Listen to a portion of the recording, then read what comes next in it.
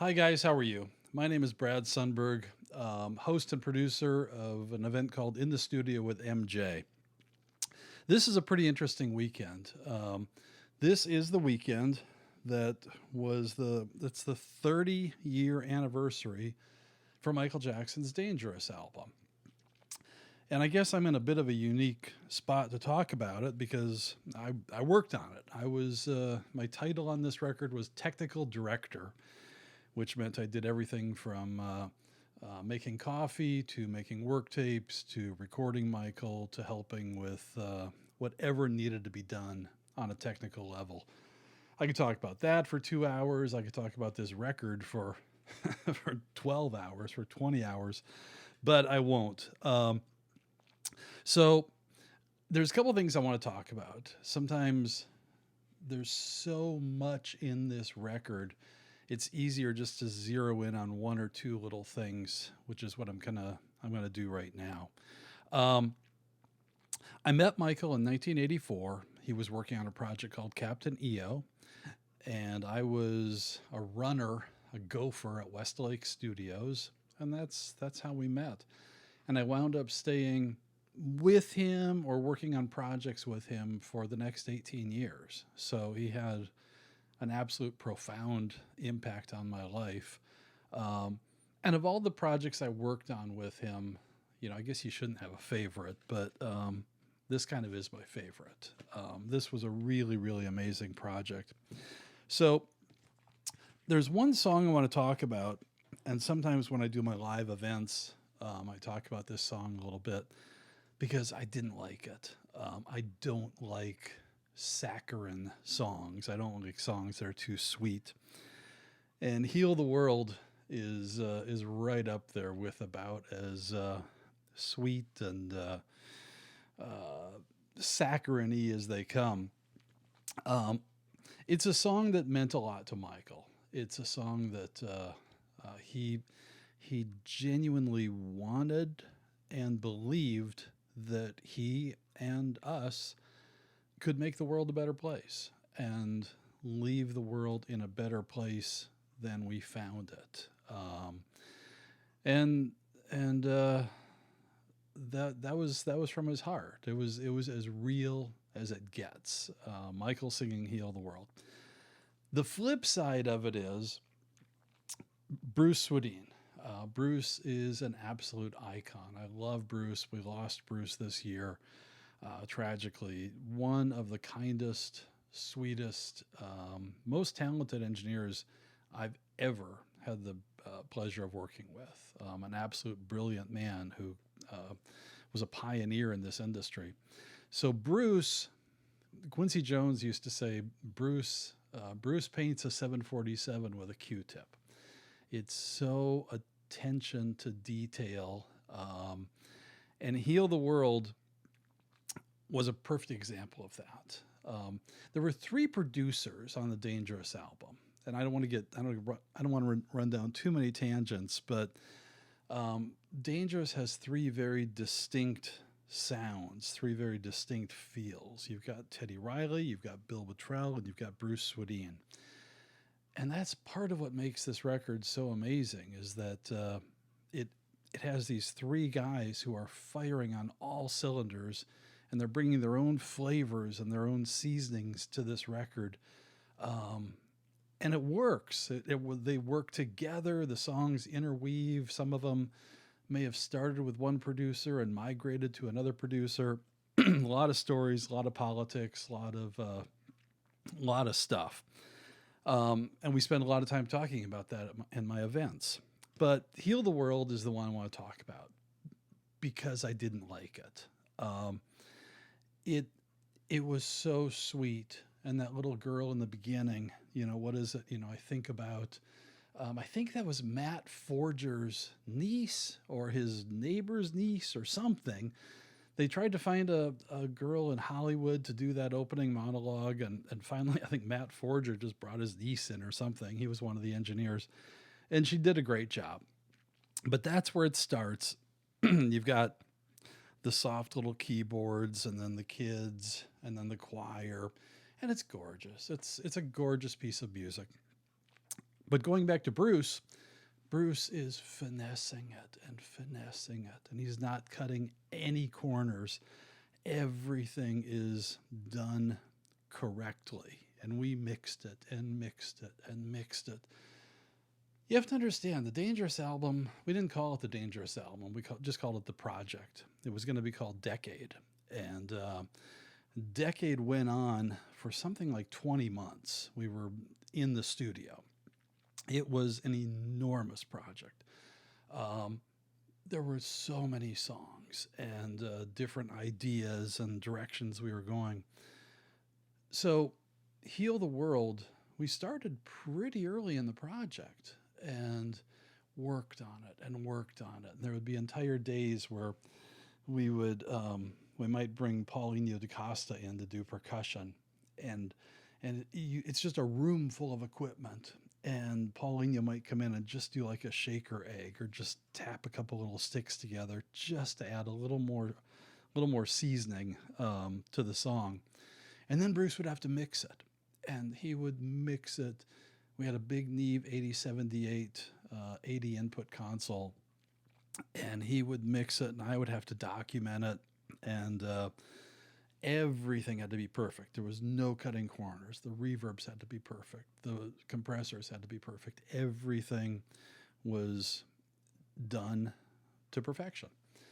So on an album, I kind of came up with this analogy years ago where an album, at least on big albums like this, they're kind of done in three parts. It's usually called tracking, overdubs, and mixing. Tracking is when it's new songs, it's drums, it's bass, it's the song is being worked on.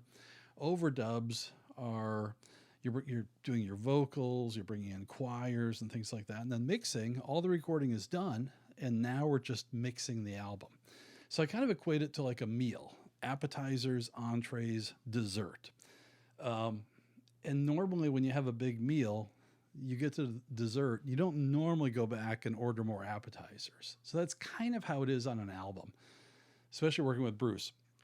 You do your tracking, then you do all your overdubs. Now, the whole time Bruce is mixing, but then it gets to the very end when he's doing the final mixes, and all the musicians are gone, and we're done. It's just us with Michael approving the mixes, and so Heal the World. Let me just read a couple things to you.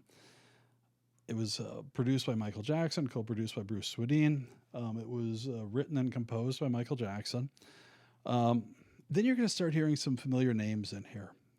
If we go down the list, we have orchestra arrangement and conducted by Marty Paich. Marty Paich is David Paich's dad. David Paich is in Toto. Toto is kind of our house band for a lot of our MJ projects. So there's all these interconnected, you read a lot of the same names from one MJ song to another because that's who we worked with. That was our family. So then you keep reading on. Choir arrangement by John Baylor, which is interesting because I thought this was the Andre Crouch choir, and I could be, but this may have been a different choir. Well, John Baylor is Tom Baylor's brother. Tom Baylor wrote She's Out of My Life on Michael's Off the Wall album. So all these, it's like a small town. It's like Main Street, USA. These same people just keep appearing on these projects. So the last name that I read here is you read Michael Boddicker, David Paich, Marty's son. Then you get to Steve Porcaro, Toto. Steve's a good friend of mine. Jeff Porcaro, Toto. Jeff Porcaro played drums on this song. Jeff Porcaro came in and did his work early in the project, and you got to give me a little bit of leeway because it's been 30 plus years. But we were done with the appetizers. We were done with the entree. We're into dessert. We're into mixing. So Bruce is mixing Heal the World. It's a big mix. In 1990, it was probably 1990, 1991, 100, I'm going to guess 120 tracks, something like that, maybe 100. Bruce, I mean, everything's in stereo. It's a massive song, it's a massive mix. There's no Pro Tools. This is all done on digital tape machines, recorded analog, mixed digitally. And Bruce is mixing. And I'm so sick of this song. I'm sitting next to him at the patch bay. And, we didn't have phones back then. You couldn't stare at your phone, which I wouldn't do anyway. But yeah, maybe I'm thumbing through a magazine or something, but I couldn't take this song anymore. I was so tired of this song. And Bruce stops the tapes, and he looks at me and he says, "Bratty Daddy." He calls me Bratty Daddy. "Bratty Daddy, we're missing something." And I'm like, "You've got to be kidding me." I'm like, "Really?" Yep, we're missing something. I'm going to be honest, it's a little blurry in my memory, but we may have reached out. He wanted big tom fills leading into the chorus, and they weren't there. And so we may have reached out to Jeff Picaro, and Jeff might have been booked. So I'm 99% sure. In fact, I actually texted him today that we reached out to John Robinson, JR. John worked with us a lot. And we called JR, brought him in, and you have to understand, we're done. We're done recording. The microphones have been put away.